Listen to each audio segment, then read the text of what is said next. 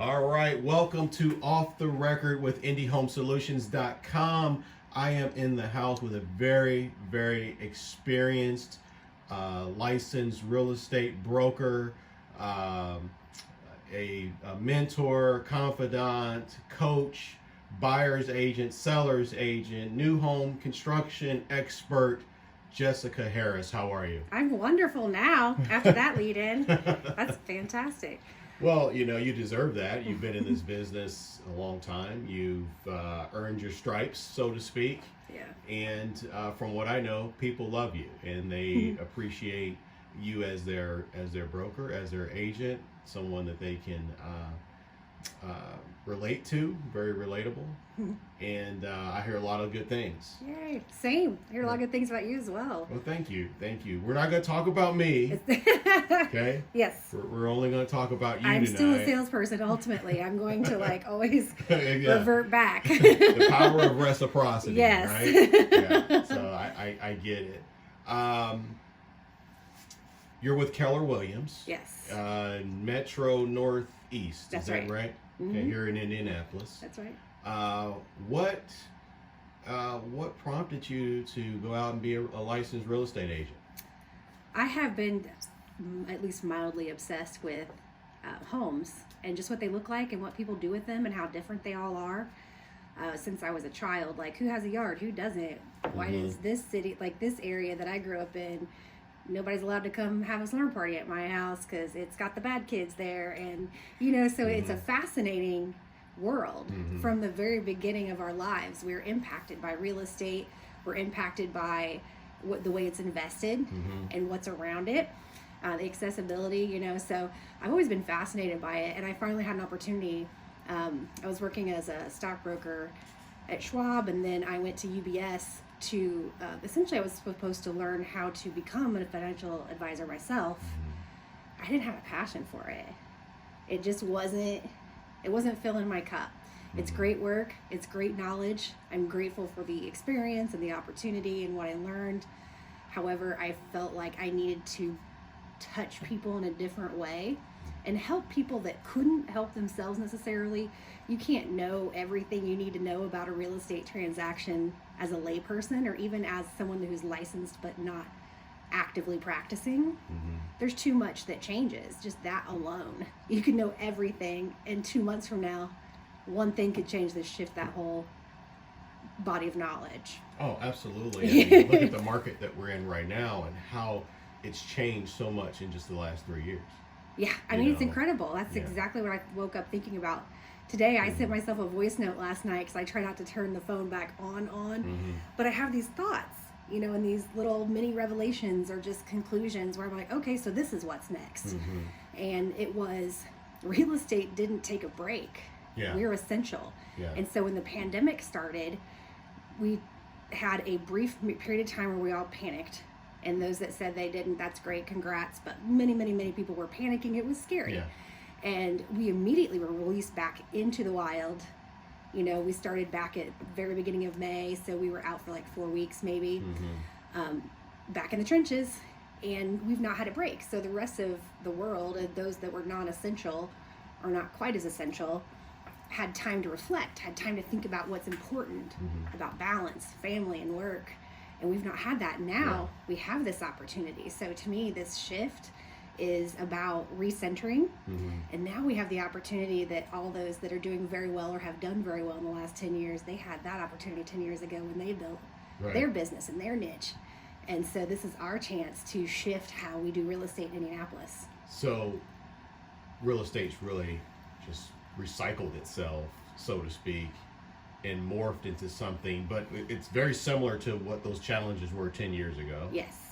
But it's not as dire. As it was years ago. This is a regular market shift. Right. This is a normalization when things get chaotic. Well, and people talk about the Indianapolis market and they say, oh, the prices of homes have gone up. But relative to other cities, we're still one of the most affordable cities in the country. Absolutely.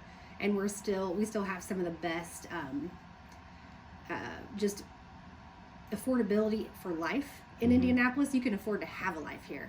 There's plenty of cities where the housing expense is so significant that you don't go to the movies, you don't take your family on vacation. Like, you've made a decision that all of your resources are going to be dedicated to the home, and that's what you have to overcome in cities like Philly, for example. You don't have to overcome that in Indianapolis. It's still a great place. We're resistant to these massive spikes too. So the significant appreciation we've seen is nothing compared to what we've seen on the coasts. Right. And so our reaction to a correction is much less significant as a result, even when it's dire as it had been during the recession. I have to ask you, you mentioned that you were with Charles Schwab and you were a financial advisor. And when I hear that, and now that you're in real estate, you've worked for builders, you've done that, those are transferable skills. 100%. When you're sitting down with a family, and you mentioned something about helping families. And one of the things that you mentioned was, so to speak, serving the underserved. I mean, you really bring a lot to the table, having that financial background. And this is for all those folks that Indie Home Solutions that are watching today. This is important. This is good stuff. You have the financial background, wherewithal, but then also you want to serve the underserved and give them that knowledge to make them a more educated, savvy buyer. Right. That's hard to find in this. That's like a needle in the haystack in this industry. Tell us a little bit about how you serve the underserved and what are you seeing out there from a financial standpoint? Yesterday actually was a pretty fantastic day. I went with Stacy Alexander, one of my colleagues at Keller Williams, down to meet with some groups in Indiana Housing. I forget the acronyms, I get them mixed up. But what they do is they help Section 8 renters become home buyers.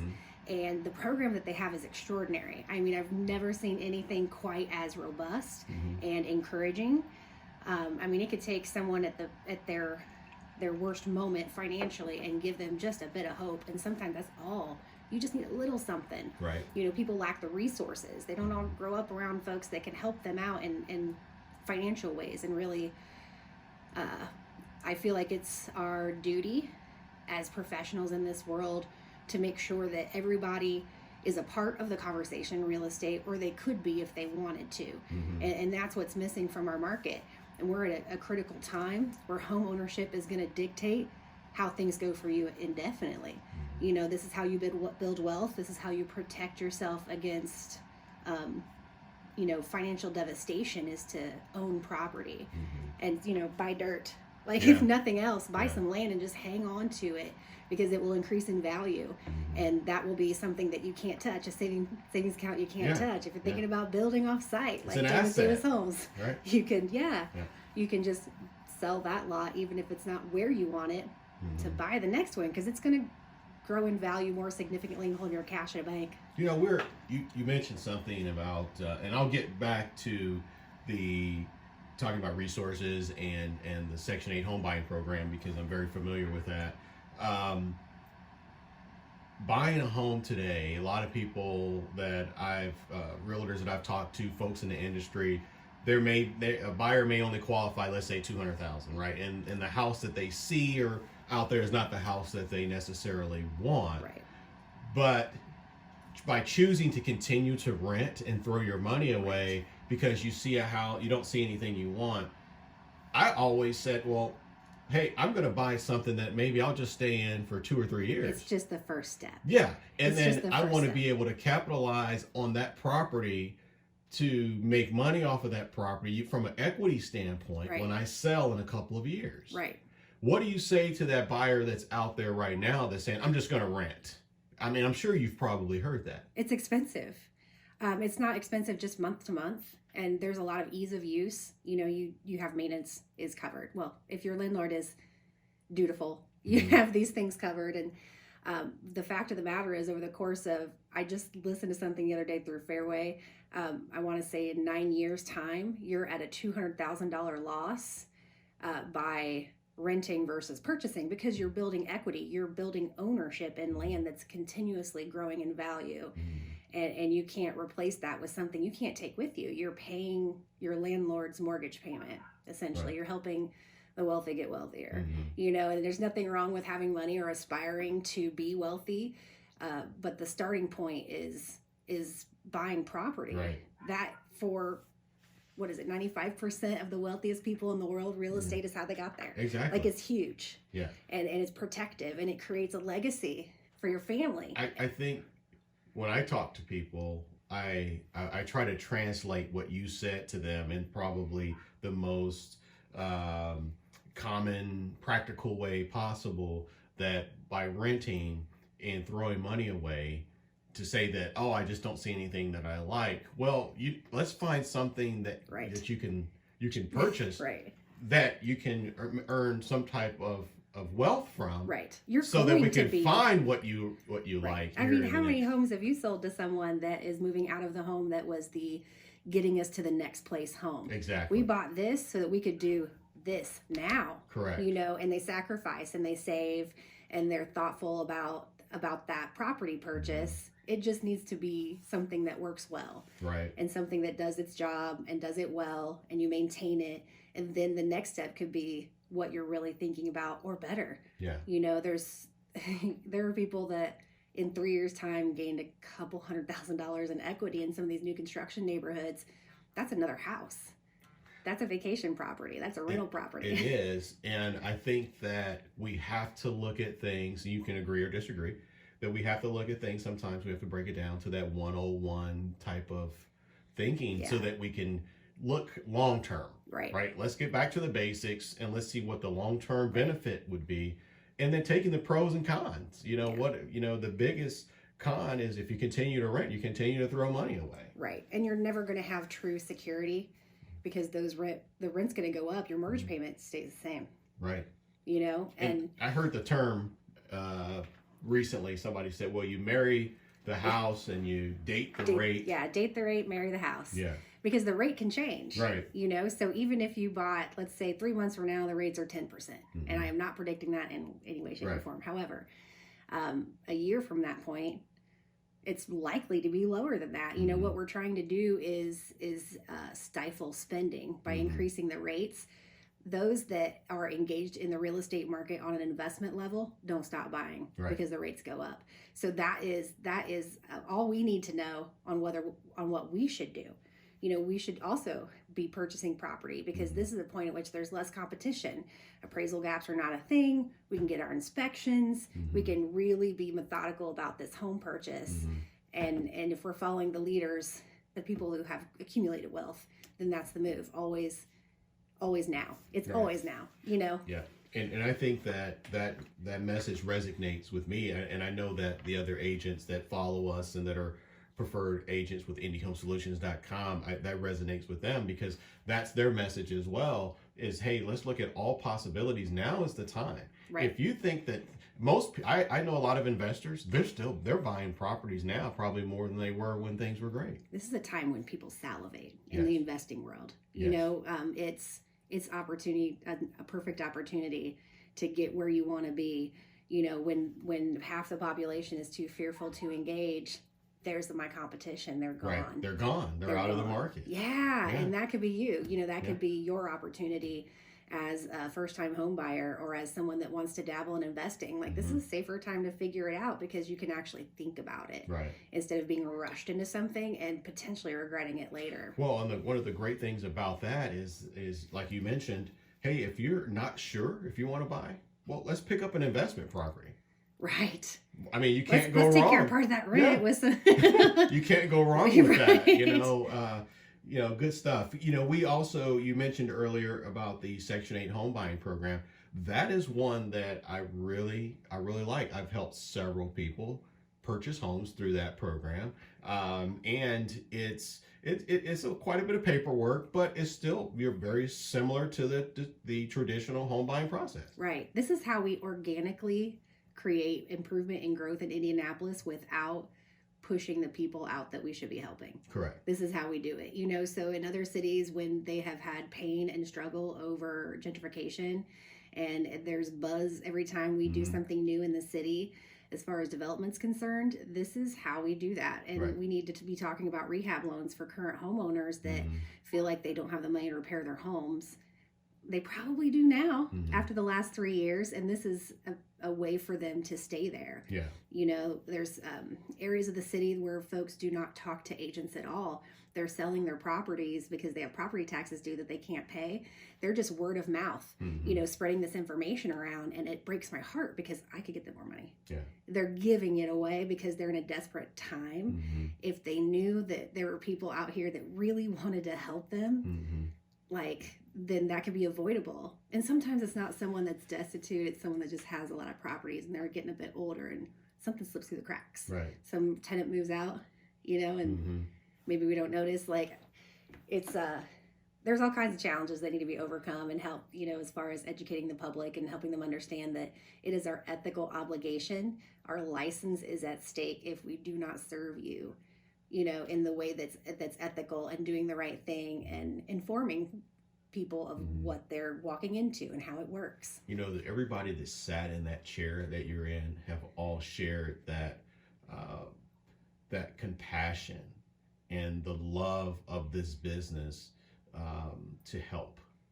and to be able to enhance folks' living situation, financial situation, their family situation. You know, those are qualities that you can't buy. Those are qualities when someone hires you as their agent, so to speak.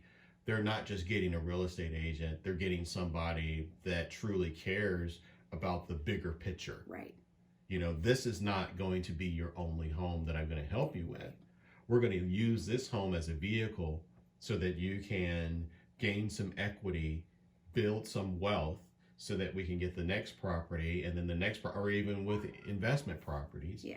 I think you can do that even starting with the Section 8 home buying program. I mean, a person can go from Section 8 to purchasing a home using that program, to generating wealth, to buying and purchasing investment properties, to being able to take that and pass it down to their children. Right. They just transcended their family's life. I mean, they just elevated their entire to a whole nother level. That's what it's about. I'm tingling. Like, I have tingles. I'm like, that's it. That's what it is. This organization that we built to help families, that's what this is all about. Right. It's not just about a house. And we love the fact that you're here talking about it. It's just important. And I feel like a lot of agents haven't found their purpose just yet. And I would challenge anyone to just go out. Just start volunteering a little bit or just ask questions, you know, because these are not transactions I don't get paid on. It's work, you know. It's the kind of work that fulfills me, though, you know. So it's different than new construction, where the affordability was rarely in question, and the credit was in line coming in the door. Yeah. So it's a very different situation. However, the people that I dealt with in new construction didn't get there, you know, the day before. Yeah. That was decades in some cases of hard work. Focus, always being on time, and making sure that they kept their scores up so that they could do something that they wanted down the road. And maybe it's a big pretty house for that couple, and for another couple it's, I want to own this entire community of duplexes. Right. You know, it looks different on what their for goals everyone. are. Yeah. That's right. Yeah, I hear a lot of people all the time, you know, maybe early 40s or, you know, even late 40s that are just buying their first home and not quite sure of the process. So how does someone get a hold of you, Jessica, if they're interested in purchasing a home? Yeah. And how do they get a hold of you? I have a phone, so that works great. My number is 317-417-3676. I work with Keller Williams. My email with this company is jessica-harris@kw.com. Text works great. Everything works. It's all, you know, it's all method of communication, so it's all workable. I do buyer consultations, especially, you know, I do them for everyone, no matter how savvy my buyer is. There are definitely some things that have changed since they purchased last. You know, our purchase agreement changes every year. Right. So unless they're an active agent and engaging in the education and the updates, everybody needs a buyer consult. They need to understand what's happening, what's different. Most of the folks that we come across that our marketing reaches, most of them are first-time home buyers. And before we go, if you could tell, you know, that first-time home buyer one thing to prepare, maybe they're not going to buy this year, maybe they're going to buy next year. What should they be doing? Stop living in fear. that you're not ready, and unless someone that knows for sure that you're not ready, don't be sure that you're not. I've heard folks talk about, fellow agents, oh, I've got this buyer and they said they need to save $10,000 before they, buy a home, before they move forward. I'm just worried about these interest rates, because she's coming from a place of concern and care. And my question to her was, what's the $10,000? What is that number? Where did it come from? What does it equate to? Where's the math? Because someone has told that buyer somewhere that was what they need to have set aside, and that was what they married. They married that information, and it may not be accurate. We have down payment assistance programs to help out those that are unable to come up with significant cash. It's that, I think, is the biggest challenge for first-time home buyers. It needs to be a conversation. A good agent will stay with you regardless of how much longer it's going to be until you're able to buy. Yeah. It's important to figure it out more soon than later. You need a plan. Well, it definitely sounds like you have the experience. You've been around the block a little bit as far as real estate goes and helping families. And I'm sensing the power of reciprocity. You love to give, and I think you need that in this business. And like you, I've come across so many people that want to build new homes, and they love new homes. Well, that's easy, right? Yeah. We can help them with that process, but it's a little bit difficult when you're dealing with somebody who doesn't believe That they can do it. Right. And I think that's the first step, is believing in yourself, believing in the process. Yeah. The process is never going to be smooth. There's going to be hiccups. Right. And I think if you can set that expectation up front, Right. I think that settles everybody down. Yeah, and please speak up when you are insecure. Like if you're unable to identify the cause of the fear, talk it through with someone. Talk it through with an agent. Talk it through with me. Talk it through with you. Like, just figure out what it is exactly, what that limiting belief is inside your mind, because everyone can own property. This is a day and age where it's accessible to everyone, and anyone that's telling you different needs to be checked. Well, I read an article that said it was reasons why you should never buy or sell a home without an agent. And it was very intuitive and informative. But you also lay down that same type of groundwork today, because there's some coaching that needs to go in, that's involved there. There's some financial component there. And then also you talked about, there's inspections and things of that nature that go into play there. I appreciate you spending time with us today, and I know the folks that are following this channel and our Facebook and social media and all that good stuff appreciate you as well. Jessica Harris, coach, realtor, broker, you name it, and we're humbled to have you. Thank you so much. Thank you. I really appreciate the opportunity to speak. Absolutely. Thanks.